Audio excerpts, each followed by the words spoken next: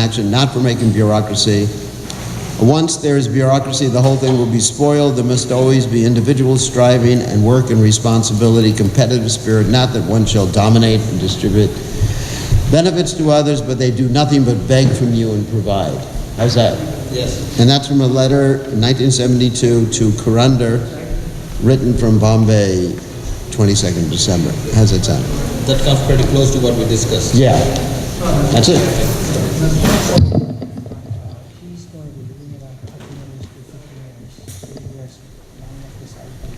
So he's not going to be able to come.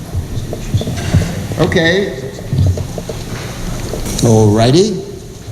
So, unfortunately, you're stuck with me. What's this? I cannot express in statements properly, but I have a flowchart. Oh, flowchart. That's very nice. Now I need a translator. Can I be the translator? So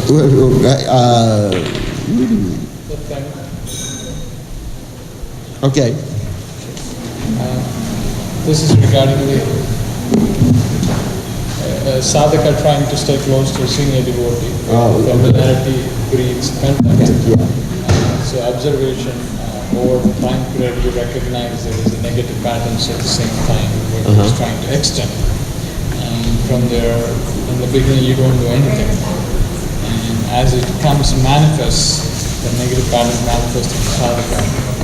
After a couple of incidents, you want to react to it. And when you bring it up, and if I'm disproven that I'm seeing it as improper, an intelligent conversation can make me feel, oh, you're wrong. It makes me feel depressed or low self-esteem. Yeah. For the other side, I want to develop the quality of forgiving also. But this makes me very challenged, and as soon as it brought up in one-on-one, in a small group or large group of conversation, I'm always disproven that it's not right. I'm saying a different way, saying different, or saying over and over. So it makes me hold on to it, although I want to let it go.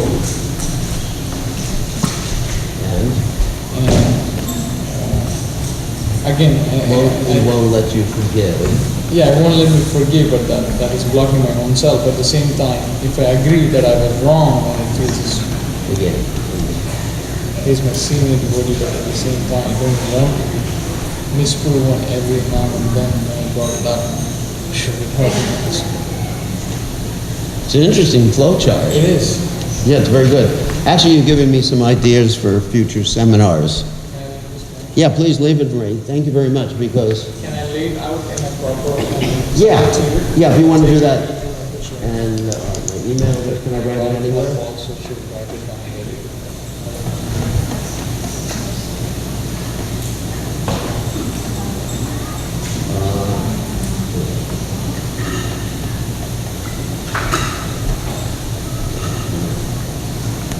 BK Goswami. Thank you. Actually, you've given me some good ideas for future seminars, because every time I do this seminar, I do it differently, because otherwise I get bored. And you wouldn't want a seminar leader being bored. It would be very bad. I wouldn't be smiling. I'd be, ugh, I got to do this again. Was it been there, seen it, done it? You heard this expression before? So I'd like variety. Like Prabhupada said, variety is the mother of enjoyment. So I'm getting, every time I give this workshop seminar, I'm just going to write down the idea he gave me. That was a very good idea about flow charts, which I haven't done so far. That's very good. Thank you very much for your contribution. So every time I do the seminar, then I like to be creative and do it in different ways. And for example, right now, I mean, I'll chant in a few seconds, but it is revealing my mind. I like to do this, you know, just like spontaneous revealing the mind. Right now, this morning I was working on the Chicago workshop that I'm going to be doing. And I'm going to be doing it in quite a bit of different way than I did it here. What I'm going to do is, what I discovered here is when we had the room layout was such that little flip charts really didn't help at all. So I'm going to just have 3 or 4 PowerPoint slides that I'm going to project with the different, we say flow charts or process charts or whatever you may call it, so people can see things, because it's very important to be able to see things. Now, previously I have used PowerPoints. I've tried to get away from PowerPoints as far as possible, because it draws the attention away from me trying to connect. Does everyone understand that? Because the whole purpose of the workshop is to help people understand how to connect with each other, connect with Krishna, connect with the holy names. And when I'm doing the workshop, I like to connect with the people. You understand? I like to connect with the people that I'm doing the workshop for. So that's why I try to get away from PowerPoints, but I can see in a setup like this, the room is shaped like this, and so many people, we do need at least bigger versions of the process charts that I put together. So anyway, I'm learning. And so what we're going to do in Chicago, and you're all invited to come to Chicago next weekend, next Saturday and Sunday, basically 3 hours each day, we're going to start talking about needs in depth.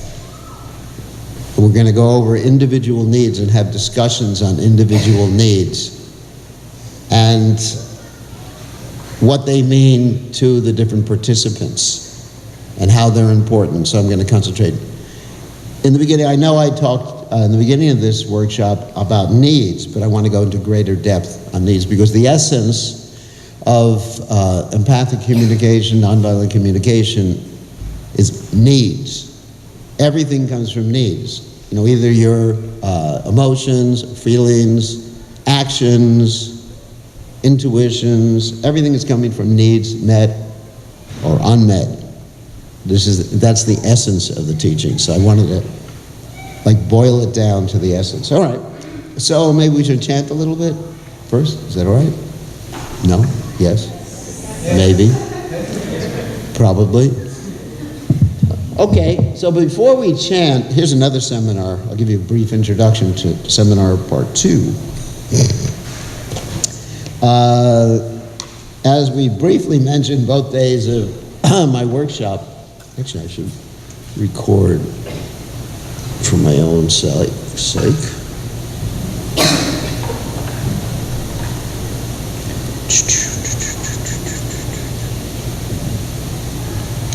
You got a camera on me or no? Oh, all the way in the back. Now you want to stay away from me. Too bad. As I briefly mentioned in the beginning of both days of the workshop, we want to ultimately be able to connect to Krishna and connect to Krishna through his holy names and the process of devotional service and the activities that we're performing for Krishna, the Bhakti Yoga. And that means performing devotional service with our mind as well as with our body. And we mentioned the danger of niyamagraha. Niyamagraha, of course, means doing devotional service and not really being conscious or not having an intention, just doing it on automatic pilot, as we gave the example yesterday. That's niyamagraha. So in that regard, I actually put together a whole other seminar that we can do some other time, but I'm going to give you a brief introduction to that seminar. And of course, I'm going to read 1 or 2 quotes from Prabhupada, because we substantiate what we do through disciplic succession.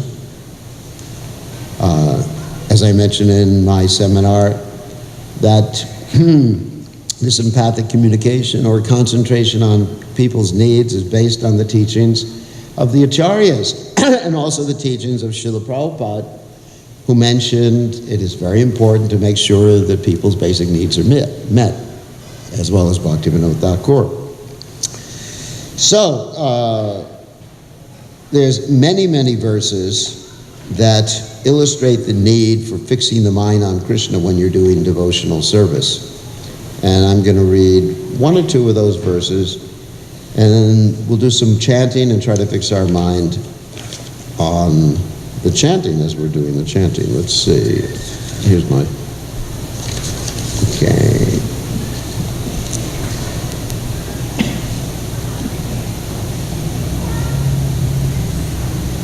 Okay, this is good. So, this is about Maharaj Ambarish. This is from the Srimad Bhagavatam. So, Om Ganat Timidanda Shah Gadanjana Shlakaya Chakshur Unmilitam Yena Tasmai Shri Gurave Namaha. Famous verse about Maharaj Ambarish from the 9th canto in the 4th chapter. And I think many of you know this verse. Savayamana Krishna Padara Vindeo Rachamsi Vakunta Gunana Vardane Karo Arera Mandira Marjana Dishu Shutim Chakar Chuta Sat Katodaya Mukunda Lingalaya Darshane Darsho Tadvritra Gatras Pashasinga Sangamam Granam Chatatpada Saroja Sarave Srimatulasya Rasanam Tararpite Pado Harer Kshitra Padanu Sarpane Shiro Rishikesha Padabi Vandane Kamam Jadashe Natut Kama Kamya Yatotama Shloka Ganashaya Ratahi, which means Maharaj Ambarish, first of all, engaged his mind in meditating upon the lotus feet of the Lord, his words in describing the glories of the Lord, his hands in cleansing the Lord's temple, and his ears in hearing the words spoken by Krishna or about Krishna. He engaged his eyes in seeing the deity of Krishna, Krishna's temples, and Krishna's places like Mathura and Vrindavana. He engaged his sense of touch in touching the bodies of the Lord's devotees. He engaged his sense of smell in the smelling the fragrance of tulasi offered to the Lord, and he engaged his tongue in tasting the Lord's prasad. He engaged his legs in walking to the holy places and temples of the Lord, his head in bowing down before the Lord, and all his desires in serving the Lord 24 hours a day. Indeed, Maharaj Ambarish never desired anything for his own sense gratification. He engaged all his senses in devotional service and various engagements related to the Lord. This is the way to increase attachment for the Lord and to be completely free from all material desires. Just one final verse from the Bhagavad Gita, the 7th chapter, text 1. Shri Bhagavana Vacha Maya Shakta Manalparta Yoga Yukjam Narashayaha Asamshayam Samagram Bham Yatagyashasi Tatshranu. The Supreme Personality of Godhead said, "Now hear, O son of Pritha, how by practicing yoga in full consciousness of me," that's my emphasis, "with mind attached to me," my emphasis again, "you can know me in full, free from doubt." Actually, one more verse is important. It's from the 6th chapter of the Bhagavad Gita, text 5. Udaratmanatmanam natmanam avasadiyat atmaeva yatmano bandur atmaeva ripuratmanaha. One must deliver himself with the help of his mind and not degrade himself. The mind is the friend of the conditioned soul and his enemy as well. So, the point being, as Srila Prabhupada mentions elsewhere, is that in the teachings of Lord Kapila Dev, the devotional service is actually executed with the subtle body, with the mind. And the gross body follows the mind. But if you just have the gross body serving Krishna, then it's karma yoga. And bhakti yoga is serving Krishna with the intention of loving him. So karma yoga, if one, let's use a little logic here, if one is engaged in bhakti yoga, then automatically he's doing karma yoga. But if one is engaged in karma yoga, it's not necessarily true that he's doing bhakti yoga. So many of us, actually maybe we'll start the seminar right now, but many of us are engaged, for the most part, in karma yoga, except for our morning program and chanting. But even if we're chanting and we're not attentive, of course, that's one of the offenses on chanting, isn't it? In fact, Bhaktivinoda Thakur states that is the overriding offense that you have 10 offenses. It's interesting. You list the 10 offenses, you go through the whole list, and then you say, it's also offensive to be inattentive while chanting, right? I mean, it's really interesting how that's added like the 11th offense. But Srila Bhaktivinoda Thakur says that's the cause of all the other offenses, because you're inattentive, you're not aware you're offending Vaishnavas, you're not aware that you're considering the name. Of course, most of you, maybe some of you are considering the names of the demigods to be more important than the name of Lord Vishnu. I mean, some of you may not, depending on where you're born. Different cultures. So, anyway, attention while chanting is the most important thing. So we're going to talk today, starting another seminar. So we'll talk briefly today how to be attentive while chanting japa. How's that sound? Japa, we're going to talk about that. But first of all, I want to ask you a question. Any volunteers? Not now. I got to ask the question first. What activities do you do that you just do on automatic and you're not attentive with? Okay, not suited. Driving. Yeah, did you ever? I'm not going in the car with you after hearing this. But did you ever? I have the same experience because you know the route so well and everything like that. It's just you didn't notice it. Hey, we arrived at our destination. How did we get here? And you were the one driving the car. That happens. That can be a little dangerous. Be inattentive while driving. What else do you do while you're driving? Talk on the phone, you text, you shave yourself. I've seen women put on makeup while they're driving cars. So, let's talk about devotional service. Of course, driving can be devotional service. What devotional service do we do sometimes while we're inattentive, or while we're thinking of something else, or while we're spaced out? What? Cooking, like cooking for Krishna. What's that? Eating prasadam. Very good. All right, so let's talk about these two things. Cooking. Who are you cooking for?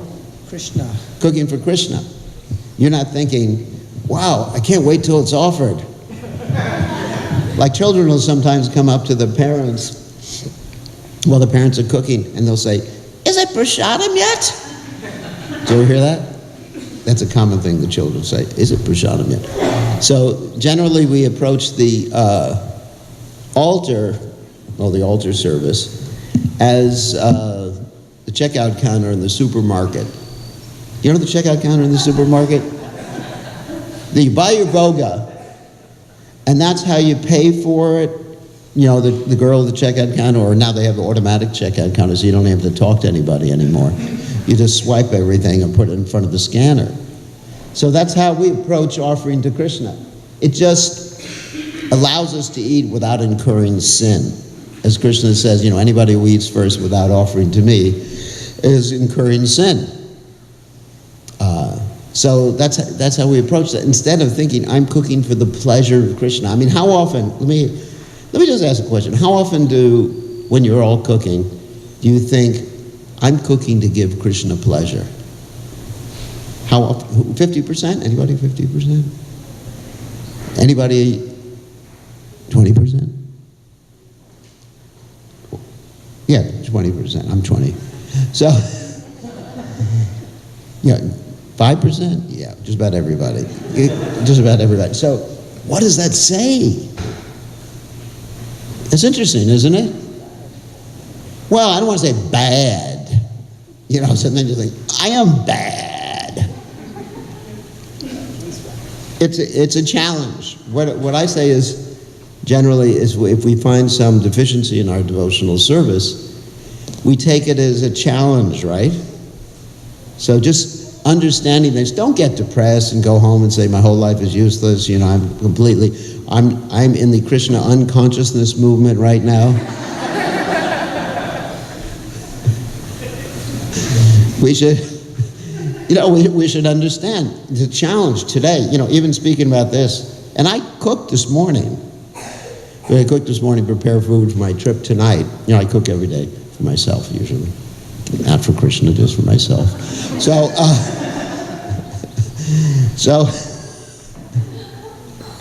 I even gave that example the other day in the seminar, how I did an offering and I forgot to put the stuff on the altar. You know, so it's a challenge. Now that I'm talking about it, yes, now I have to do it. Not have to do it. Choose to do it. I'm choosing to do it because I want to connect to Krishna. And hopefully, you know, that'll be a lesson. Any deficiency we notice in our devotional service, that's a challenge. There's no problems in this world. There's only challenges and opportunities. Think like that. Everything that happens is an opportunity. If you slip, it's an opportunity to learn more. Okay, so that's cooking. And so then we have the prasadam, eating prasadam. It's an interesting question. When Prabhupada ate prasadam, he would usually take about a half hour, 45 minutes to eat his meal. And he would, if he wasn't at someone's house having to do some preaching, that's an exception, and he wouldn't talk at all. He would just chew everything very carefully, meditating on the taste of prasadam. What did Lord Chaitanya Mahaprabhu say in the Chaitanya Charitamrita about the prasadam? Lord Jagannath's prasadam. Did anyone remember? Lord Jagannath's saliva is in the Mahaprasadam.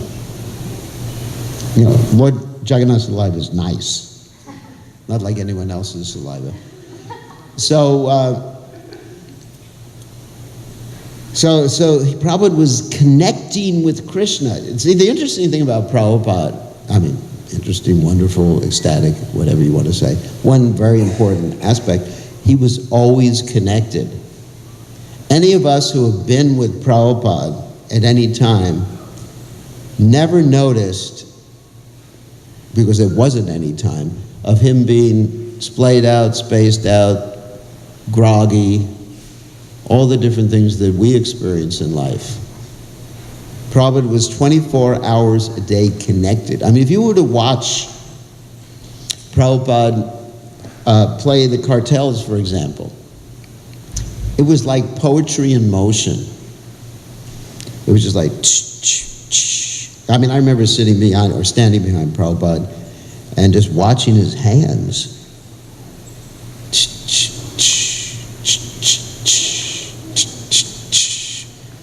I go, wow. I mean, I was just overawed or amazed just watching Srila Prabhupada's hands as he was playing just the cartels, you know, just two little cymbals touching them together like that. So, and just seeing Prabhupada's eyes. I mean, there's so many stories about Prabhupada, how when he looked at someone, they thought he was looking into their soul. You ever hear those stories? Listen to the Prabhupada memories. It's quite interesting. Because Prabhupada was very connected. So he actually was looking at people and seeing them. Because he was connected to people, he was connected to Krishna. I mean, of course, one who's connected to Krishna, Yasmin Vigate, Sarvamevam Vigatam Bhavati. One who knows Krishna knows everything, right? I mean, of course, Prabhupada was not omniscient like Krishna, but he knew whatever Krishna allowed him to know. So here's a perfect example of connection. Whatever Prabhupada was doing. So eating was one example of that. Prabhupada would eat. And so when we eat, of course, we just eat. We don't honor prasad. And also, connected with that, when we say the prasadam prayer, we probably don't even know what we're saying. I mean, many places I go around and ask the devotees, do you know the meaning of the prasadam prayer? And practically, you know, maybe some of the older devotees, they know the meaning, you know, Shavira, Vijada, they said, no, it's just something we say before we eat. So why don't you just say, Om Tat Sat, thanks a lot. Or, what is it, Rub-a-dub-dub, thanks for the grub.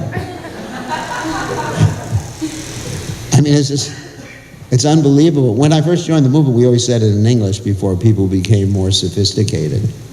You know, oh Lord, I'll give you the translation. because I'm not going to embarrass people in front of the deities. Oh Lord, this material body is a place of ignorance.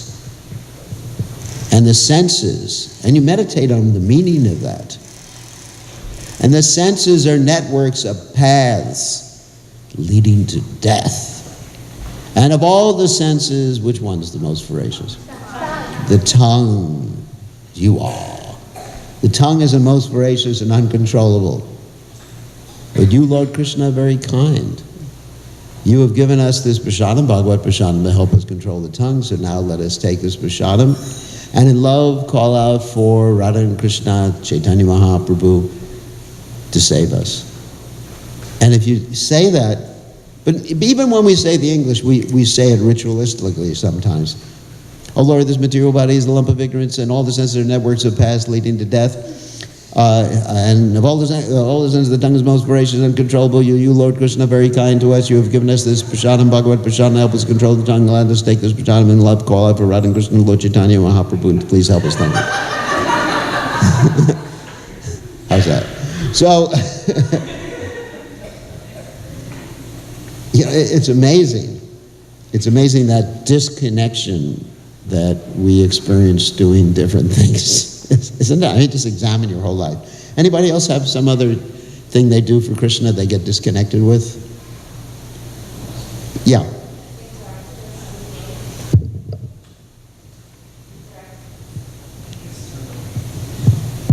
Interacting with other devotees? Yes, interacting with other devotees. Could you unpack it a little bit for me? I was mainly thinking about within the house with my husband that it's very easy to forget that the other person is also a devotee. Good. You're like, of course, the word for that, correct me if I'm wrong, complacency.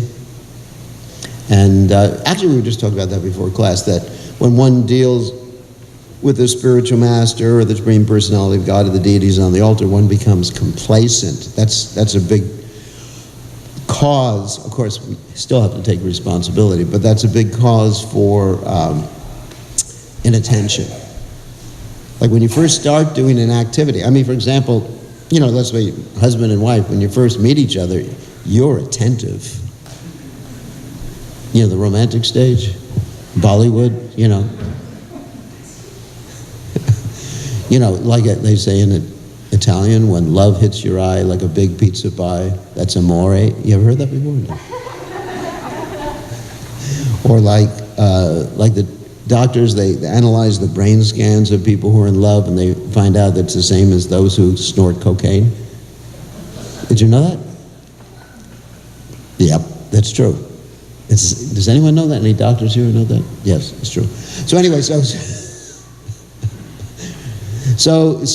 you're very attentive in the beginning. Of course, when you first meet your spiritual master, when you first go to Bhagavatam class, when you first chant the japa, you first go to Mangalarti, everything's very, very attentive. Wow. This is great. I remember one of the first times I danced around Tulsi Devi and watered Tulsi Devi, I just said, wow. Wow, it's like a past, remembering from the past or past life or something like that. It's just like, I was swooning in ecstasy. And now, it's just like, Yani Kani, Chapapani. Brahmaha Chari Kani Cha, Tani Tani.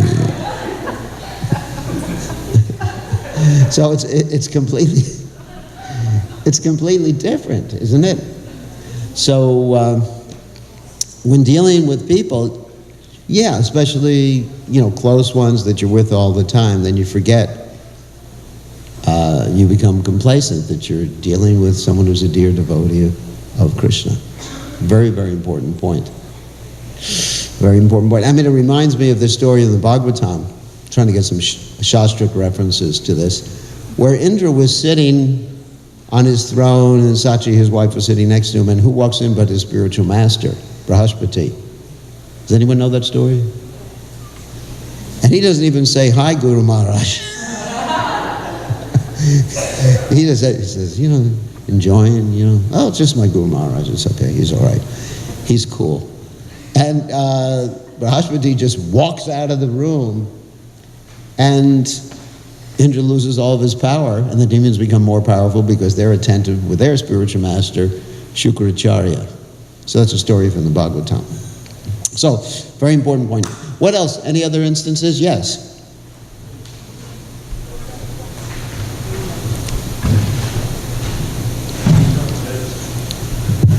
Hare Krishna Maharaj, going before the deities and praying to them, that is something which I don't have proper regard. Generally, it is prescribed for us that when we go before the deities, we look from the feet and go in the... and also, the center of focus should be the deities, not ourselves. But at least I can speak for myself that I don't follow this. Good, very good. So yeah, many times there's another exercise we could do. We're not going to do it right now. What's that, Maharaj? Please accept my humble session. Right there. Oh, sorry about that. Who wrote this? You? All right, I am being corrected. Okay, I'll end this little discussion. I just want to, is that all right? Thank you, boss. So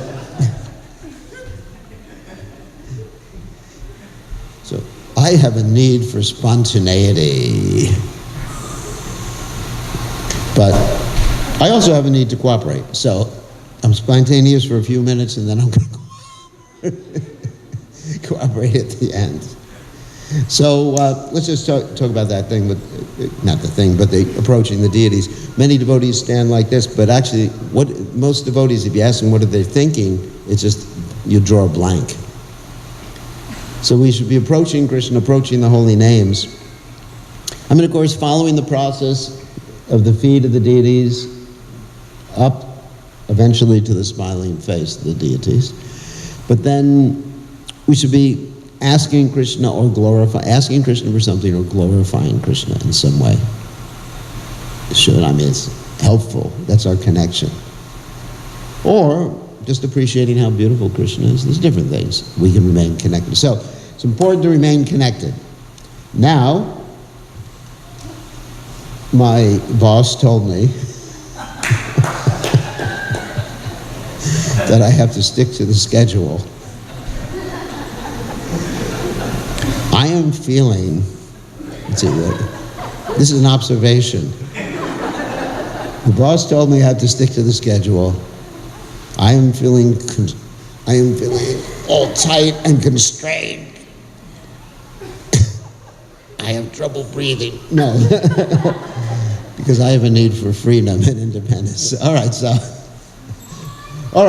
now that I've processed that, I'll go to my other need for cooperation, okay? Practical demonstration. Should I chant first or just do questions and answers now?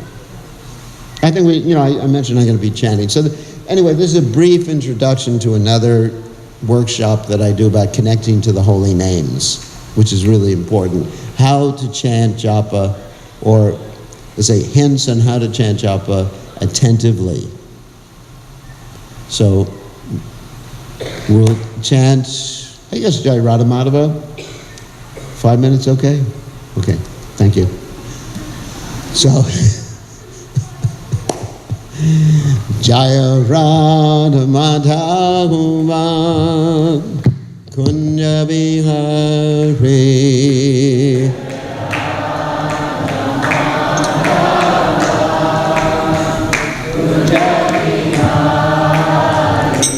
Jaya Radha Madhava Kunja Bihari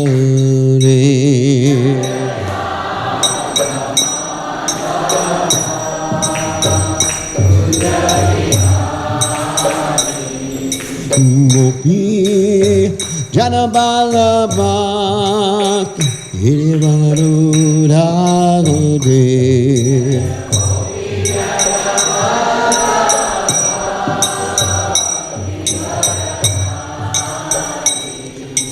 Gopi Janabalabhak Hirivarudhagode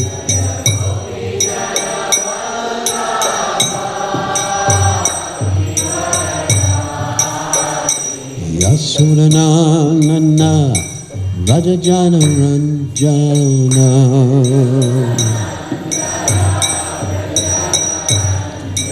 Yasodhananana Rajajana Ranjana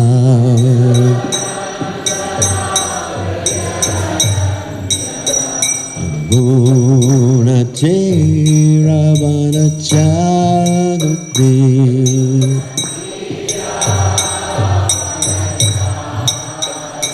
Yamunate Ravana Jagati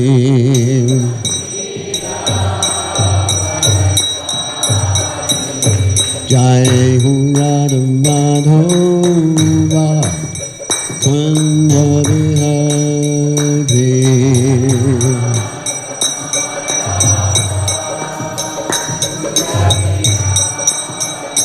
Jai Radha Madhova Kanda Bihari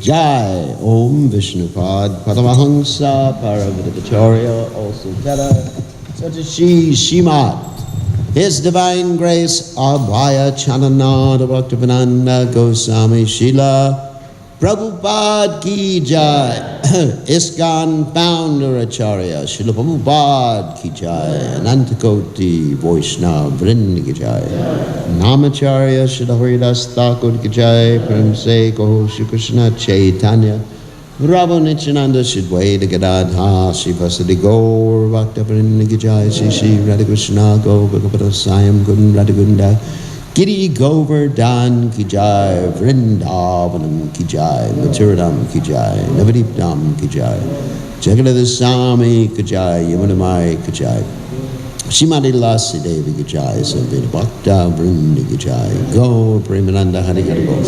All glory is the assembled devotees, all glory is the assembled devotees, all glory is the assembled devotees. All glories to Shri Guru and Gauranga Srila Prabhupada Ki Jai. Go Premananda Hari Hari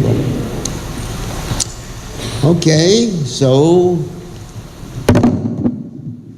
oh my God. So the questions and answers, that's what we're scheduled for right now. So you can ask questions about anything connected with Krishna consciousness, or something has to be slightly connected with Krishna consciousness. Okay, so microphones. So Maharaj, it seems to me that in scriptures there is plenty of motivation by fear given. Yeah. Description of Yeah. hellish planets, Krishna saying those who don't follow go into the lower worlds. Enough of motivation by fear seems to me exist.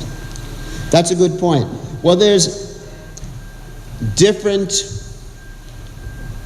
injunctions. I mean, I was just reading last night, second canto of Srimad Bhagavatam, and this doesn't have to do with fear, but I'm just going to make a sort of like a comparison.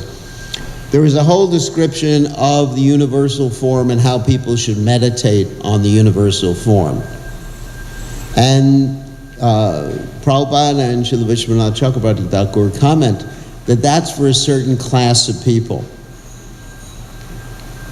There's a certain class of people who are, impersonalists or materialists, specifically materialists, and how that will eventually bring them to a higher platform of bhakti. And that recommendation, because many times in the past I read those verses in the Bhagavatam, and I was thinking, I can't do that. I mean, I can understand how everything is Krishna's energy, but really, I like to think of Krishna in Goloka Vrindavan. If I just think of the universal form, I mean, in the old days of the movement, we used to have a picture of the universal form, and people would chant japa before. Hare Krishna, Krishna Krishna. I guess it's a Bhagavatam description, it's purifying, but I can't really follow the injunctions of meditating on the universal form because I basically, I made a little bit of progress since I joined the Hare Krishna movement. So, in the same way, for, let's say, people who won't learn, there's different ways of learning. You can learn by hearing, you can learn, that's first class intelligence. First class intelligence is learned by hearing, second class intelligence is learned by doing, third class is learn, you don't learn, you do and you don't learn. So, for certain classes of people, there may be a necessity, not for everyone, maybe not even the majority, but Kali Yuga, there may be a necessity of scaring the bejesus out of them, as we say. You understand? And then you present the actual reason for doing things. It just may give someone the final push to come into Krishna consciousness. That's actually one of the techniques that Christians use sometimes. If you don't surrender, you're going to hell, fire and brimstone. And Bhaktivinoda Thakur explains, I think it's in the Krishna Samhita, where he explains that these are to scare certain lower class people who would not follow the rules and regulations anyway because of any higher intelligence. And it may be useful in certain instances, but I would not say it's useful in general in preaching Krishna consciousness. There's certain isolated instances where it's useful, but in general, when you're dealing with educated people can understand things like needs and feelings, and what I've been teaching, it's not so useful to inspire by fear. I'm not doing devotional service because I'm afraid of what will happen if I don't chant my rounds or something like that. I can't go there, that energy. You could maybe bring someone into the movement with that, although it's hard for me to imagine how to do that. But in certain cases it may work, yeah. There's different injunctions for different people that will help them come to Krishna consciousness. Just like in the Vedic literatures, there's injunctions to worship the demigods too, right? And that's so that people will recognize, if you look at the Rig Veda, for example. The Rig Veda, most of the hymns in the Rig Veda are to Indra. Did you know that? It's amazing. So if you were to just read the Rig Veda, you would think that Indra is the Supreme Personality of Godhead. But the reason there's several reasons, but one main reason that most of the hymns are to Indra is because most people want to approach on a lower level to some authority within this world. Just like if you're going for a driver's license, you don't go to the President of the United States, God forbid. So you would go to a low-rung person in the driver's license bureau. Does that make sense? So therefore, Indra's one of the people forgive me, Indra, on the low rung. Even Krishna said that, in the Bhagavatam, the 10th canto. And so we approach, so people have recommended, at least you recognize nature. Indra's like a nature, he's in charge of one aspect of nature. Everybody knows about thunder and lightning and all that other stuff, right? So that's practical, down to earth in the sky. So that injunction is for certain people, yeah. You worship Indra. But ultimately, while they're worshiping Indra, they're also chanting Om, which the syllable Om, Pranavas Sarvaveda-shu, Shabdake Purusham Nurshu. Om is there in all the Vedic mantras. They're chanting Om, which is actually another way of chanting Hare Krishna, according to Chaitanya Mahaprabhu. So there's reasons. There's different injunctions, statements, and shastras for different people on different levels. Does that answer the question? Okay. Yes. Microphone. As you were mentioning day before yesterday, that the difference between doing something out of love and doing something out of fear, the the basic difference is that it's when you do something out of fear or apprehension, it's kind of exhaustive actually. So it basically runs you out in the long run. Right, can't do it long. Versus doing, out of love. So that could be in the long run, it may not work out that well. Yes, exactly. It gets you started. But if you want to stick to it, you can't really be doing things out of fear your whole life. I mean, you'll probably get sick. Really sick. I mean, it's a fact that many physiological diseases come from mental or emotional states. So you really, you can start people. If it'll get people to Krishna consciousness, I'd run after them with a stick. If I thought that was an effective strategy for bringing someone to Prabhupada's lotus feet, I stick a gun, chant Hare Krishna, Prabhupada one time said jokingly, just chant Hare Krishna or, you're finished. But that was a joke. There's no force. So, other questions? Yes? Maharaj, perhaps it's a sensitive question, but I'm going to try to phrase it. So, when somebody at a peer level or, somebody junior, new, is acting out of sync with their needs and they're communicating violently or expressing themselves very violently, it's easier to be empathic with them and forgive them and move on and so on. But when it's very advanced person, or really like our authorities, like super authorities. Super authorities. It really. Can they stop that? It's hard. It's really hard to concentrate. Yeah.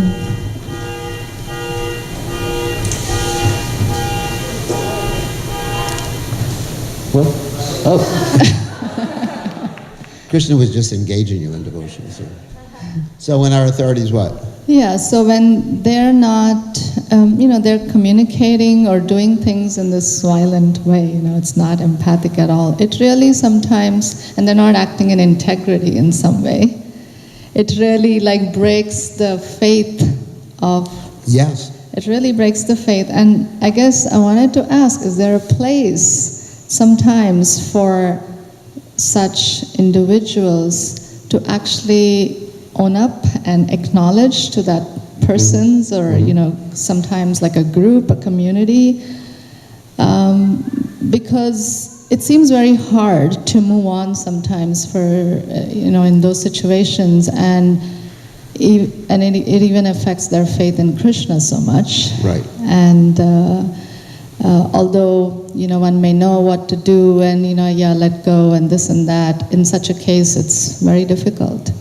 And so I'm just wanting to hear That's what you're saying is absolutely true. It's very difficult. Yeah.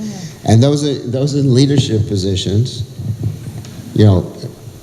advanced or whatever, should be vulnerable enough to admit mistakes. Whoops. Confirmed. That's like the Western edition of the tiki, the little insect, little lizard. So that's true, and that'll increase the faith because,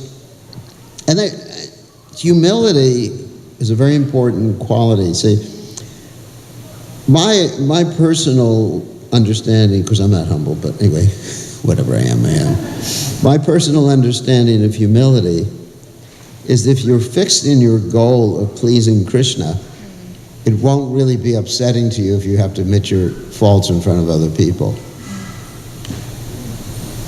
And it's just like, my goal is to please Krishna. My goal is not to impress all of you, how advanced I am. So if we fix, that's part of being connected. I think, if we fix our goal, our spiritual goal, then all automatically, yasyasti bhakti bhagavacha kinchana savarganas tatra samasute sara harabha bhaktasya kuto mahadgana manoritena sati dabatovahe. That means if one fixes his goal in Krishna and bhakti, then the good qualities manifest automatically. Like, you're going to see me get angry here. So anyway, yeah. Yeah. Brajalila. We have to give her more opportunity because she's important. This is important because your topic is about realizing our empathic nature. Yeah. And I was thinking how powerful that topic was. That topic is. And one of the takeaways I was thinking is how devotees would go away from here realizing maybe one aspect of our empathic nature. So I wanted to tell a short, quick story. Good.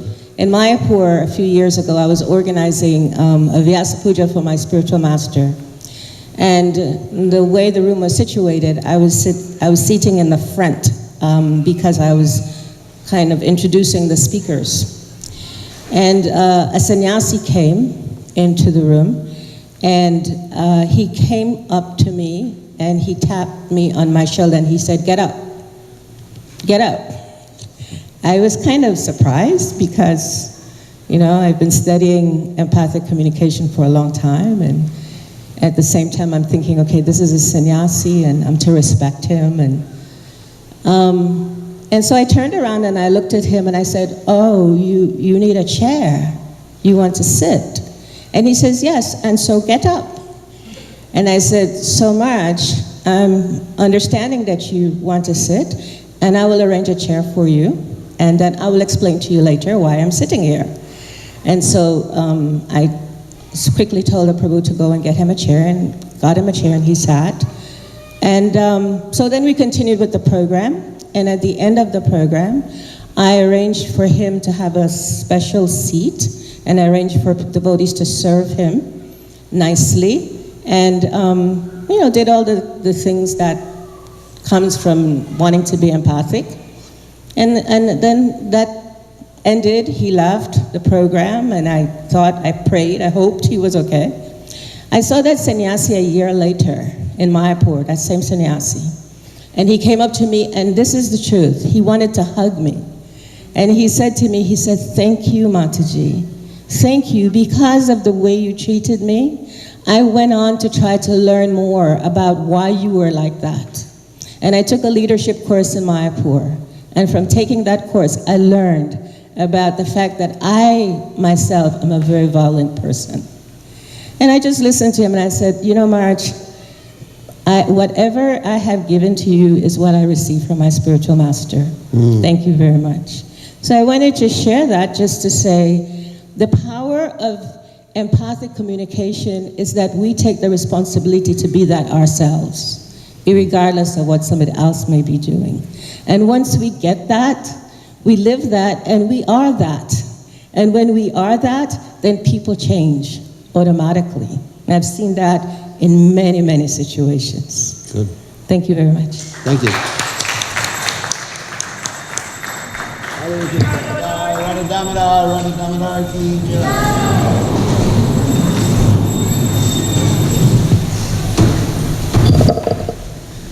That was powerful. Thank you. Thank you very much, Brajalila. So, yeah. I was thinking about what you were talking about before, Maharaj, of being attentive, and so I kind of wanted to see how we can improve that, to be attentive in everything we do for Krishna's pleasure. Because like you were saying, after we do it for a while, it becomes like same, not much variety. Well, I can explain one of my strategies, and you may have different strategies. Before doing something, let's say chanting japa, take that for example, I would try to do a sankalpa, try to understand why am I doing what I'm doing? You know, what's the purpose of that? And think about it, you know, what is the purpose of my chanting japa? What do I want to get out of it? And interestingly enough, every time we chant, there's another purpose, a different purpose, depending upon what's in the heart. It's not something that's just in the brain. So, I think I might have explained this earlier in the course, but sometimes I'll be thinking, basically, let me please you, let me connect to you. Other times I'll be saying that the purpose of my chanting is to benefit this devotee who's struggling in Krishna consciousness. Another time, Krishna give me some intelligence on how to do this. So you really have to understand what the heart intention is. That is where you're at right then and now. Not where you were yesterday or the day before, but you have to be, as they say here, be here now. There was one famous book like that. That was written by an impersonalist, I know that. But you just have to be in the now. What is my feeling now? Connect to that. And then you focus your chanting or your devotional service on that basis. Or if you're cooking, why am I cooking? Ask yourself the question before you begin to cook. Why am I cooking today? And if it comes to the I have to cook, then maybe you need to think about it. Because that energy is not a very pleasant energy.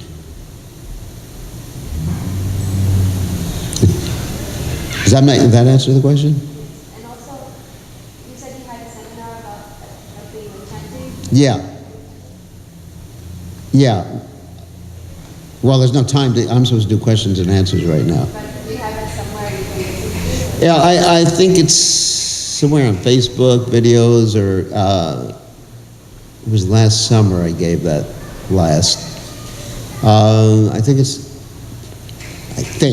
it is on Facebook, one of my Facebook videos. If you just go to my Facebook page, BK Goswami Das, and go under videos, I think you'll find it there. Or maybe on YouTube, which is the same thing, BK Goswami. Okay? Yeah. Here's the horn again.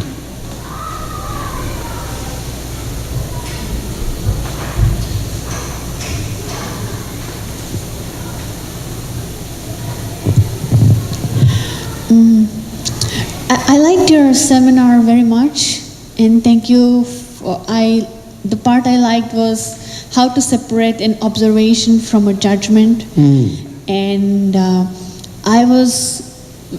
after that, whenever I was thinking my thoughts, I was trying to separate them and say, hey, there is no observation, and then this is a judgment, and just trash it because it's not an observation. Wait a second. Okay. You probably don't want to trash the judgment. Do you want? My suggestion is that the judgment is an expression, an unfortunate expression sometimes, of unmet needs or met needs. So it helps you connect with the needs.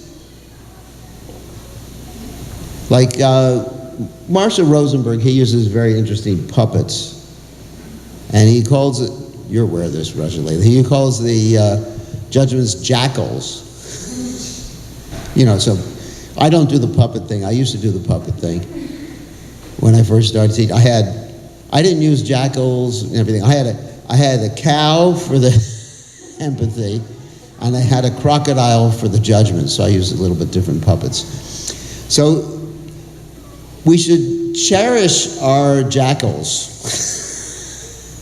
or our judgments, because the judgments are expressions of needs.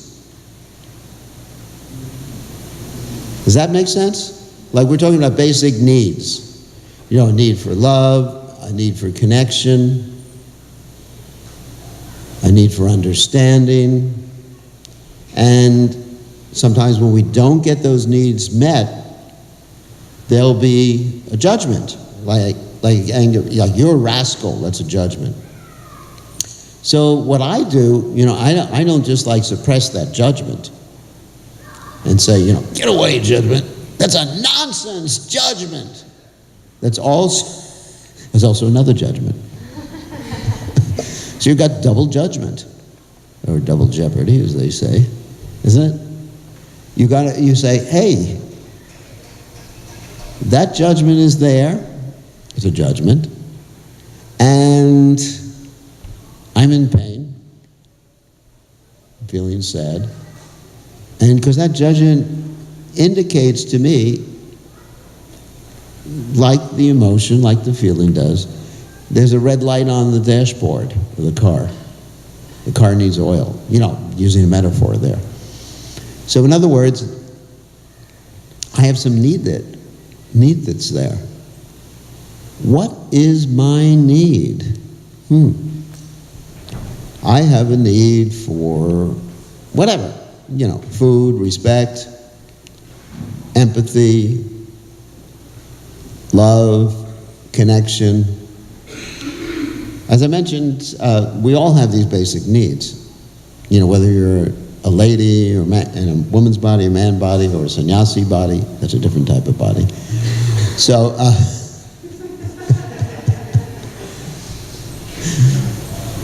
anyway, yeah, we change bodies every 7 years. Actually, we change bodies every 7 years, Prabhupada said that. So I took sannyas 1978, so I've changed my body a lot since then. So basically, try to understand your need. And what I suggest is that once you understand your need, you're taking responsibility. I made this judgment. I have this feeling. It's because of my need. And then you make a strategy. That's my version. When you're dealing with someone else, you have a request. When you're dealing with yourself, you make a strategy. Like, for example, let's say I'm angry because I'm hungry and no one's agreed to cook for me. And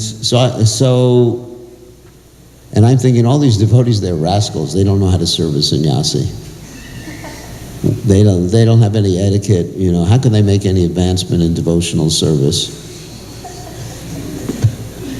All these, I don't really think like it, because I prefer to cook for myself. But anyway, so let's say, hypothetically, I'm thinking like that. Then I think, I'm angry. There has to be some intellectual process as far as myself is concerned.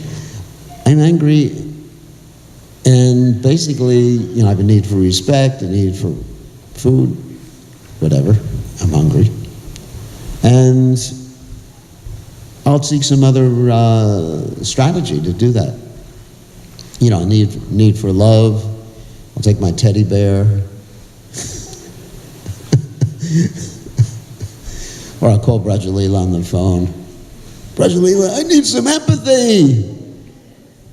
Sometimes we can do that with people. I need someone to talk to, someone to hear what I'm saying. It's really interesting. God has given us how many ears? 2 ears, the last time I counted. And one mouth, so generally I recommend that we hear twice as much, at least twice as much as we speak. It's a big need that we have to be heard. In fact, people spend so much money to go to psychiatrists and psychologists so someone will listen to them because their wife or husband won't listen to them. At least they have a captive audience for an hour, 50 minutes, sorry. Expensive, but it fulfills my need. So we seek another strategy.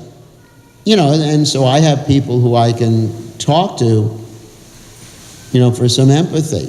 It's important for us to have someone else that will listen to us. It's kind of rare. I know that. How many people do we have who will if we just approach them, I'm struggling right now, I just need someone to talk to. You don't need to use the word empathy. I need someone to talk to. And then you talk to them about your feelings and needs. And so that's a strategy, important strategy to get empathy. We need empathy. We're not just talking about giving empathy to others. We need it. It's the energy, it's the charge on our battery so we can actually go out and give empathy to others. So I look for another strategy. So the judgments are really good. I love judgments. Isn't it, Brajalila? They're fantastic. Give me those good old judgments any day, you know. And they help me understand my needs. I had another question. Thank you for pointing that out, yeah. Meaning, that was nice. I didn't look at judgments like that before. Second part of the seminar, or another point that I'm specifically taking away is, you said, you gave an example that in your childhood, what your mother did to you, you still remember. Yeah. And I'm going through this, and I feel my body still remembers, and I still remember so much of what I went through in my childhood. So something like, I was raised as the youngest of 8 children in a family, and I was always told they know better.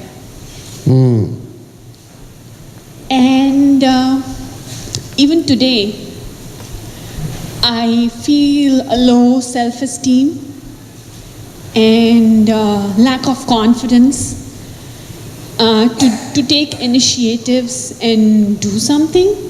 You feel scared. And what I'm looking for is, meaning, what are the steps that I should be taking? Because it also hinders my empathic nature to go approach people and then share Krishna consciousness. Good. So then, what are the steps that I should be taking to encourage myself to share and then myself get out of this? Good. So generally, I mean, if you're asking for recommendation, I would go into the feelings now. You know, how am I feeling now about approaching, let's say, approaching someone you're scared? I mean, you're aware that happened in the past, but the psychological theories of going into the past and just dealing with the past to relieve some sort of trauma or some sort of impression doesn't work. I mean, that's why Freudian psychology really, you know, Sigmund Freud would sit someone down on a couch and tell me about your childhood, and he would analyze, you know, you got this complex or that complex, and you talk about, you know, the id, the superego, and the ego. It doesn't really help one overcome it. Be present with the feeling you have now. It's not really necessary to understand where that feeling came in the past. Although I use that in the seminar to illustrate the importance of how we deal with children. Be present. I'm feeling scared because I have a need for acceptance or whatever the need is. Go to the need. Once you're aware of that need, then either you'll have a strategy or there'll be a release of tension. And you'll be able to proceed. I mean, try that as an exercise. And don't worry about the past. The past sleeps. Nothing you can do about the past. I mean, I'm not going to try that with the borscht that I mentioned. I mean, why don't you give beets another try? it's not something I really want to waste my time with. So, you know, it doesn't. I could. I'll try that. Thank you for giving you. Give beets a try. So anyway, they are healthy. So be in touch. Be connected with feelings and thoughts. You know what Marshall would call jackals, but with judgments. And then be in touch with your needs.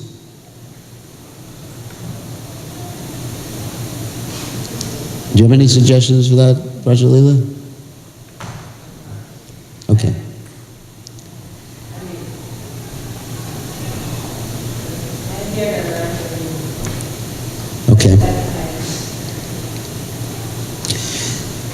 Yeah, and I think many of us have different fears. Let me try to think of some personal example.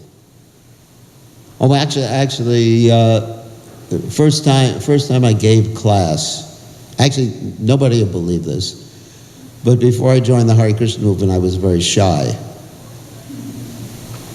It was really nice because it protected me from illicit activities.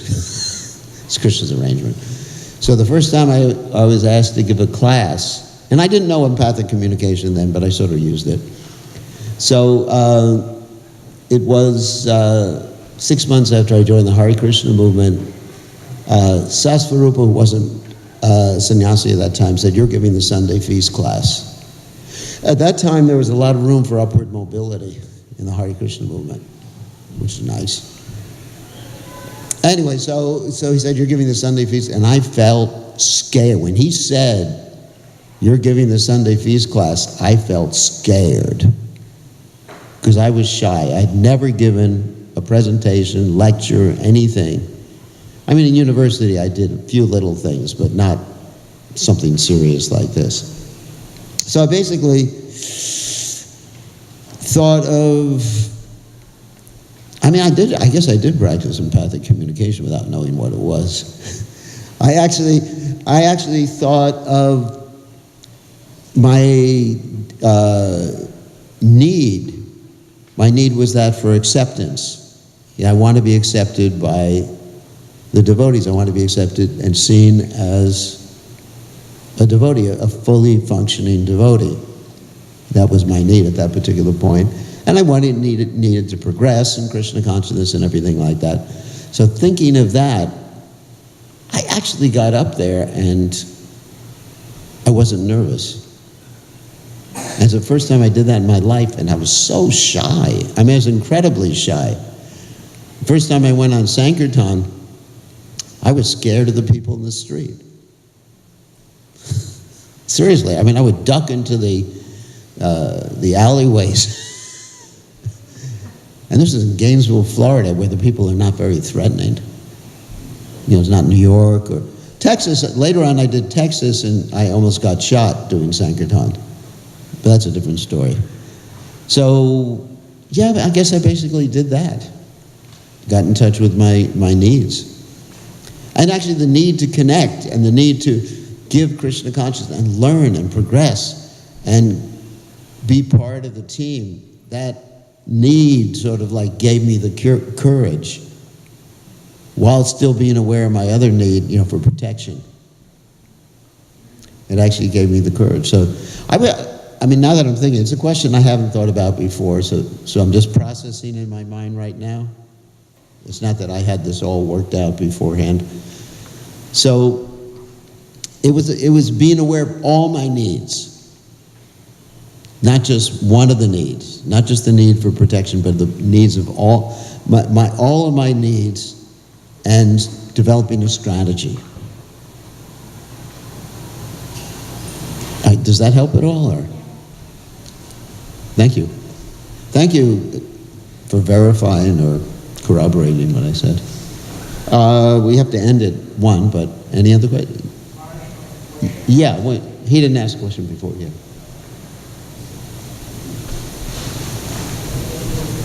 Oh.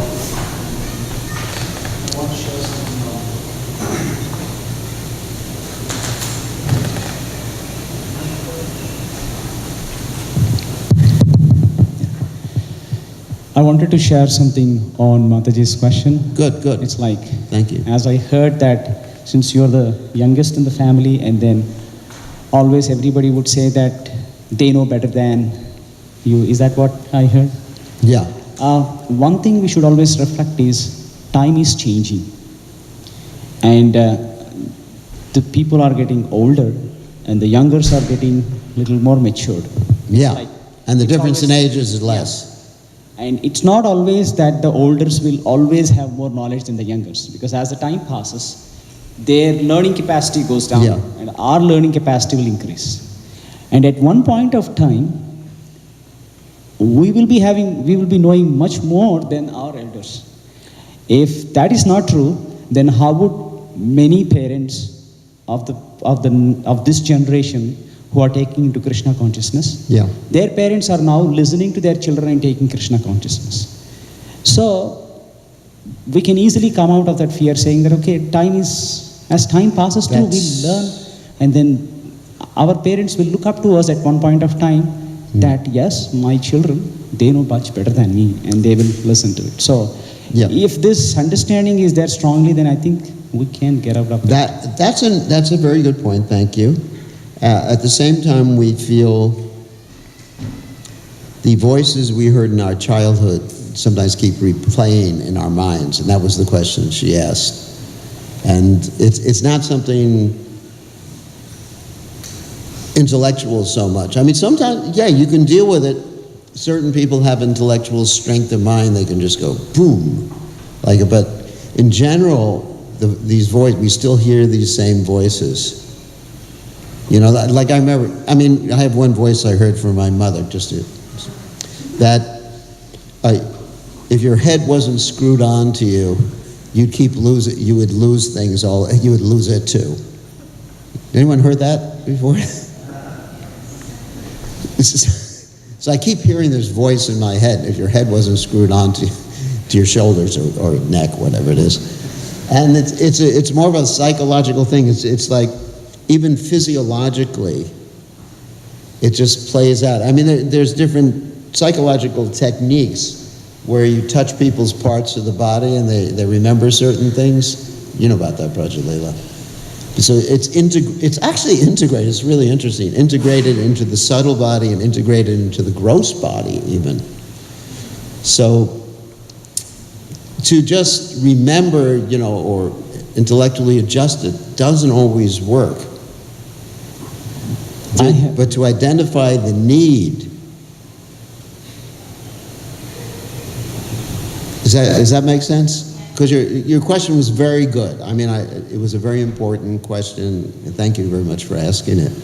But to identify the need behind it, the emotions and the feelings, not just to say intellectually that, this is, I may be more intelligent than my parents. I am more intelligent than my mother. Don't tell her that. But in addition to that, be in touch with the emotions I'm feeling right now. And that seems well in the past. Be in touch with the emotions that we're feeling right now and connect to the needs for that. And what I've experienced is sort of a release, because you're taking responsibility for that. And I found that in my own life I've been able to function in ways that I never thought I was able to function in. That I had certain barriers because of my childhood training, and by being connected to the needs and the feelings right now that were maybe stimulated by things that happened in the past, I'm able to function at a higher level. So Maharaj, can I share something which happened? Well, real quick, 1 minute. Because we're running short of time. I think I have a need to please him, so I need to avoid pain of being chastised again. So that's just a joke. All right, quick. So when I was growing up, I was around 11 years old. I was chosen to act in a play in a school, and I was given a one-line dialogue to tell. So it was only the dialogue I still remember. It said, "Hey, look at the girls." It was a small portion. I was practicing, but on the final day, when I was on the stage, when the curtains opened, there were 1,000 students sitting in front of me, and then my mind was blank. I could not remember the dialogue. Wow. I was just standing there still. That day, because what I saw was all my classmates who were watching me, and then they were eager to see what I am going to say. And then I was looking at them and I forgot the dialogue. I came after, I got on the stage and decided I will never step onto the stage in my life ever. You said that? Fear was so, I was feeling inside that this is not my cup of tea. Wow. Forget it. I am not going onto the stage to perform anything. Yeah. That fear I was having for many, many, many years. Until when I was in a college, there was a singing competition. And then I had a desire to sing, but at the same time the fear to get onto the stage. I had to battle with it. So how long will I stay with this fear? So I said, whatever happens, let me get onto the stage once. See what happens. Then I got onto the stage. And you sung. I sung. So after that, that fear went away. Very so nice. now, Good. that's, How do you I mean, Very good. that to overcome, I think we need to do some endeavor from ourselves to see. There is no loss on that endeavor. Yeah. So that's just Yeah, sharing so that that's- might help others. That's a strategy. Good. Good. Thank you for that. So there's one devotee. She had a question back there. I didn't want to neglect her because I saw her. She was anxious. I didn't really have a question. I resonated very much with what she was saying. I mean, it kind of answered the question that I had. But I'm a little curious because I'm doing the compassion course, which is someone who studied under Marshall Rosenberg. He's not a devotee. And he brings up the point of that you should self-empathize a lot, and you touched on that a little bit, but when she was asking before you replied to her, that's what I was kind of expecting to hear, but you stressed the understanding the needs. So I'm... Yeah, I mean, self-empathy is extremely important. You know, being in touch and giving empathy to yourself and taking your time to be in touch with your feelings, needs, and having compassion for yourself. I think I touched upon it. And practically that's very difficult for me to do, but I'm starting to be able to do it a little, but and I also as a devotee, we have, it's like you shouldn't feel self-pity and stuff like that. I mean, there's a lot of that kind of stuff. Yeah, well, self-pity generally means judgment. I'm useless, I'm hopeless, and things like that. So self-empathy would be basically getting in touch with our own feelings and needs, and not judging ourselves. I mean, Rajalila, you want to answer that more extensively? I believe she in herself expressed her own self-empathy. And she was saying, I was feeling fearful, I am feeling like this because of what happened in my childhood. And now I am wondering, how can I deal with this? So she's herself taking responsibility.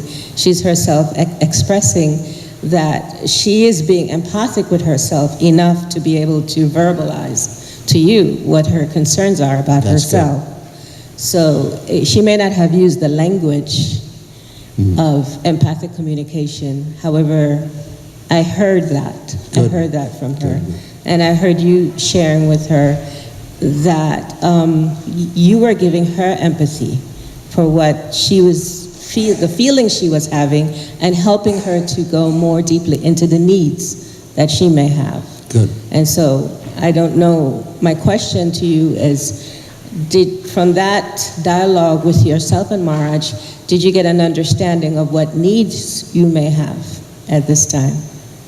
One thing is need for attention is what I thought. Okay, so then my question to you again would be, when you say you have a need for attention, and because Maharaj covered this in a seminar, I'm curious to know, what does attention mean for you? Because when we hear that word attention, oftentimes we kind of go to the negative just because that's our conditioning. So I'm just wondering what that would mean for you. Anyway, Maharaj, this could be a whole dialogue, so... Yeah, we can talk. Yeah, you can talk later, Rad. Yeah, like Rajalila Pravi just said that when we hear about need for attention, there's sort of a negative connotation to that. And it may be comprised of other needs, like a need for love, a need for caring, need for acceptance. So it's a broad category that may be comprised of other, that may have other needs that are a part and parcel of it. And the main thing is be conscious of that need. You know, you can drill down, you can just try to become more and more conscious. I need acceptance, whatever it is. And you can get, just like I mentioned when we're dealing with someone else's needs or helping someone, we can sometimes guess. And guessing is not bad, because when you guess, then even if you say no, you may say, that's not it, doesn't resonate with me. Then you'll keep drilling down, or you'll keep thinking until you actually come to the basic need. And it's needs, it's all based on the needs. Okay, so I think we have to end. Oh, uh-oh. What do you have to say about that? I would say that we can do it after. Okay, I mean, I think officially we have to, supposed to, must, there's no alternative, and they won't invite me back again to Gita Nagari. All right, so thank you very much. All glories to His Divine Grace, Srila Prabhupada Ki Jai.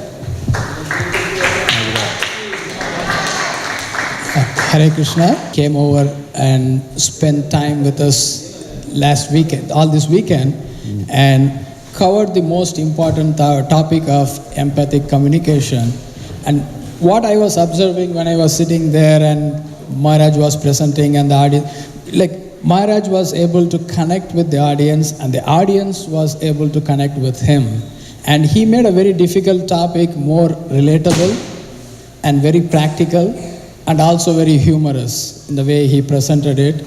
So thank you very much, Maharaj, for coming over and sharing your knowledge and experience with us. Hare Krishna. Thank you for your appreciation. Haribol.